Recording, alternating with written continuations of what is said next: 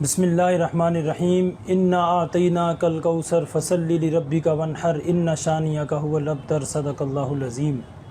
ناظرین کرام، آج ہم آپ کو اس ویڈیو میں قربانی کی فضیلت بزبان رسول اللہ صلی اللہ علیہ وسلم اور پھر قربانی کن کن لوگوں پر واجب ہوتی ہے یہ بتایا جائے گا۔ اللہ تبارک و تعالیٰ قرآن مجید فرقان حمید میں فرماتا ہے انا اعطیناک الکوثر، اے محبوب صلی اللہ علیہ وسلم بے شک ہم نے آپ کو خیر کثیر عطا فرمایا۔ فصلی لربک وانحر، تو آپ اپنے رب کی بارگاہ میں نماز ادا کیجیے اور قربانی کیجیے۔ ان شانئک ھو الابتر، بے شک آپ کے دشمن ہی ہر خیر سے محروم ہیں۔ تو قربانی جو ہے اللہ تبارک و تعالیٰ نے اس کا حکم قرآن مجید میں ارشاد فرمایا۔ پھر سنن ابن ماجہ کی حدیث پاک ہے، صحابی رسول نے عرض کی یا رسول اللہ صلی اللہ علیہ وسلم قربانی جو ہے یہ کیا ہے؟ میرے پاک نبی نے فرمایا قربانی تمہارے باپ حضرت ابراہیم علیہ السلام کی سنت مبارکہ ہے۔ عرض کیا یا رسول اللہ اس کا ثواب کتنا ہے قربانی کا؟ حضور نے فرمایا کہ اس کے ہر بال کے بدلے نیکی ہے۔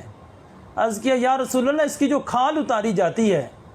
اس کھال کا کیا اجر ملے گا؟ حضور نے فرمایا اس کے ایک ایک بال کے بدلے اللہ تبارک و تعالیٰ نیکی عطا فرما دیتا ہے۔ ناظرین کرام، اللہ تبارک و تعالیٰ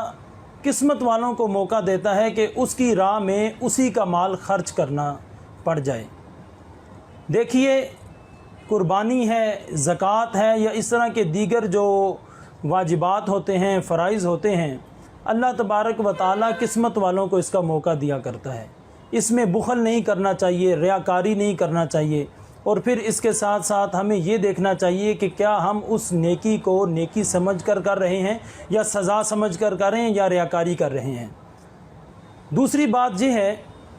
کہ ہمیں سب سے پہلے یہ پتہ ہونا چاہیے کہ کیا ہم پر قربانی واجب ہے یا نہیں ہے۔ اس کے واجب ہونے کے لیے شریعت مطہرہ کا علم ہونا ہر مسلمان کو ضروری ہے، اس کو پتہ ہو کہ میں جو عمل کر رہا ہوں کیا یہ مجھ پر واجب ہے یا نہیں ہے۔ قربانی جو ہے ہر عقل مند مسلمان، وہ عقل مند مسلمان جو شرعی مسافر بھی نہ ہو اور حاجت اصلیہ یعنی وہ اشیاء جن کے بغیر اس کا زندگی گزارنا مشکل ہے، اس کے علاوہ اور واجب الادا قرض کے علاوہ اگر اس شخص کے پاس، اس مسلمان کے پاس 52.5 تولہ چاندی یا موجودہ زمانے کے مطابق اس کے پاس اتنی رقم ہو، یعنی اب 2020 میں 52.5 تولہ چاندی جو ہے اس کی قیمت 55,000 روپیہ بنتی ہے، تو اگر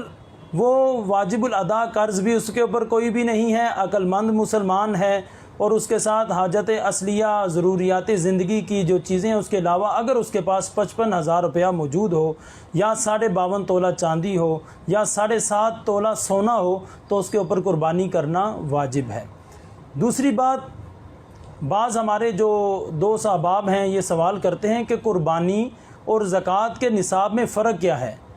ناظرین کرام، زکوٰۃ جو ہے وہ اس کا نصاب تو یہی بنتا ہے، 52.5 تولہ چاندی یا 7 تولہ سونا جو ہے، اگر اس کی مقدار پیسے ہوں یا اتنی مقدار میں یہ زیورات موجود ہوں، واجب الادا قرض نہ ہو، بالغ مسلمان ہو، ضروریات زندگی کے علاوہ اس کے پاس یہ چیزیں موجود ہوں تو اس کو زکوٰۃ دینا پڑتی ہے۔ لیکن قربانی میں بھی یہی ہے، فرق اس میں یہ ہے کہ زکوٰۃ اس وقت دی جاتی ہے جب 1 سال اس مال کو گزر چکا ہو، 1 سال ملکیت میں آپ کی رہا، اب اس کی زکوٰۃ دینی ہوگی۔ لیکن قربانی کے لیے فرمایا گیا کہ قربانی علماء کرام فرماتے ہیں کہ اگر ایک شخص شرعی فقیر تھا لیکن قربانی کے دنوں میں، ان 3 دنوں میں بھی اللہ تبارک و تعالیٰ اس کو اتنا مال عطا فرما دیتا ہے، یعنی 55,000 روپے کی قیمت تک بھی اگر اس کے پاس مال آتا ہے اور اس کی ضروریات زندگی اور باقی جو اس کا مال ہے اس کے پاس موجود ہو، صرف اس پیسے کی کمی تھی، اس کے اوپر زکوٰۃ نہیں لگ رہی تھی، اس کے اوپر ایسے معاملات نہیں تھے، اب اگر اللہ اس کو اس کی توفیق دیتا ہے تو اس کو قربانی دینی پڑے گی۔ نمبر 3، قربانی جب ہم دینے لگیں گے تو اس کو ہم نے سزا نہیں سمجھنا، اس کو بڑی خوش دلی سے ادا کرنا ہے۔ اللہ تبارک و تعالیٰ قرآن مجید فرقان حمید میں فرماتا ہے لَن تَنَالُوا الْبِرَّ حَتَّى تُنْفِقُوا مِمَّا تُحِبُّونَ، تم ہرگز بھلائی تک نہیں پہنچ سکتے جب تک تم اپنی پسندیدہ چیز اللہ کی راہ میں خرچ نہ کر دو۔ اشفاق احمد صاحب رحمۃ اللہ علیہ فرمایا کرتے تھے اللہ کی راہ میں دیا کرو، تم نے کون سا پلے سے دینا ہے، تم نے اسی کا مال اسی کی راہ میں دینا ہے۔ بھئی ہمارا تو کچھ ہے ہی نہیں، تو اگر آج ہمیں اللہ تبارک و تعالیٰ توفیق دے رہا ہے، اس نے ہمیں رزق دیا، تو اس کا شکر ادا کرنے کا بہترین ذریعہ ہے کہ اس کی راہ میں بہترین جانور قربان کیا جائے۔ ناظرین کرام، جب جانور کو قربان کیا جائے، خوش اسلوبی سے کیا جائے، اور پھر ہم لوگ جو ہیں یہ دیکھتے ہیں کہ پتہ نہیں قربانی کرنا بہت آسان ہے، کسائی کو بلائیں گے اور اسے ذبح کروا کے گوشت جو ہے وہ اپنے رشتہ داروں میں تقسیم کر دیں گے یا پھر فریزر میں محفوظ کر لیں گے۔ اس میں ہم جو غلطی کر جاتے ہیں وہ یہ ہے کہ ہم کسائی کا انتخاب کیسے کر رہے ہیں، کہ ہم کسی عیسائی سے، کسائی ہو لیکن عیسائی تو نہیں ہے، کہیں غیر مذہب تو نہیں ہے، ان لوگوں سے تو نہیں، گمراہ لوگوں سے تو نہیں ہم اپنی قربانی کروا رہے۔ یاد رکھیے، اگر آپ عیسائیوں سے قربانی کروائیں، غیر مسلم سے قربانی کروائیں گے تو آپ کی قربانی قبول ہی نہیں ہوگی، وہ ذبیحہ جو ہے حلال ہی نہیں ہوگا۔ اور پھر جب ہم تقسیم کرتے ہیں تو پھر ہمارے جو معاشرے میں دیکھا جاتا ہے کہ عورتیں ایک پرات میں یا پلیٹ میں اس طرح گوشت لے کر جاتی ہیں، ہر گھر کا دروازہ کھٹکھٹائیں گی، 4 بوٹیاں ہر ایک گھر میں دیتے جائیں گے۔ بھئی اللہ کے راہ میں آپ نے دینا ہے، دکھاوا تو نہیں کرنا۔ پورے محلے کو بانٹنا ضروری نہیں ہے کہ آپ نے ہر بندے کے گھر میں 2-2 4-4 بوٹیاں پہنچانی ہیں۔ آپ کو اگر پتہ ہے کہ ہمارے گلی میں، ہمارے محلے میں، آپ کے اور بعض اوقات ہوتا ہے محلے میں ٹھیک ہے، آپ کے اپنے گھر میں جو کام کرنے والا نوکر ہے اس کے گھر میں پکانے کے لیے کچھ نہیں، لیکن آپ باہر تقسیم کر رہے ہیں، یا پھر آپ کے اپنے رشتہ دار غریب ہیں، آپ کا ان کے ساتھ اچھا سلوک نہیں ہے، ان کو نہیں دیں گے، باہر دے دیں گے، تو اللہ کو ایسی قربانی کی ضرورت ہی نہیں ہے۔ یہ اللہ تبارک و تعالیٰ کا کرم ہے غریبوں کے اوپر کہ سال بھر جن لوگوں کو گوشت نصیب نہیں ہوتا، اللہ ان کو بھی عزت کے ساتھ گوشت کھانے کی توفیق دے دیتا ہے۔ تو آپ نے اس بات کا خیال رکھنا ہے کہ بے شک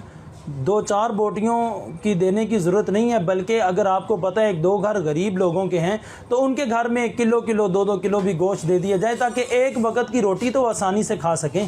عزت کے ساتھ کھا سکیں، تو پھر اللہ تبارک و تعالیٰ آپ کی یہ قربانی کو بھی قبول کرے گا۔ دعا ہے کہ اللہ تبارک و تعالی ہم تمام حضرات کو، ہم تمام مسلمانوں کو قربانی اچھے طریقے سے، خوش اسلوبی کے ساتھ اور شرعی